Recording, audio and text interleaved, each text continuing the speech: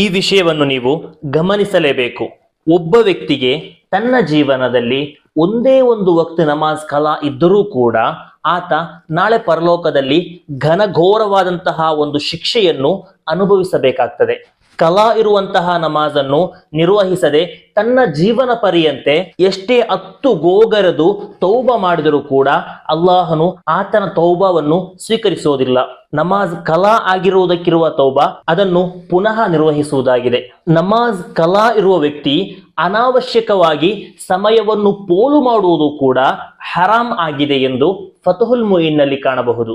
ಈಗ ಪ್ರಶ್ನೆ ಏನು ಅಂದ್ರೆ, ನಮ್ಮ ಜೀವನದಲ್ಲಿ ತುಂಬಾ ನಮಾಜ್ಗಳು ಕಲಾ ಆಗಿವೆ. ಯಾವುದು ಯಾವಾಗ ಹೇಗೆ ಎಲ್ಲಿ ಎಷ್ಟು ಕಲಾ ಆಗಿದೆ ಅನ್ನುವ ಲೆಕ್ಕವೇ ಸಿಗ್ತಾ ಇಲ್ಲ. ಅಷ್ಟೊಂದು ನಮಾಜ್ ಕಲಾ ಇದೆ. ಆತ ಹೇಗೆ ನಿರ್ವಹಿಸಬೇಕು?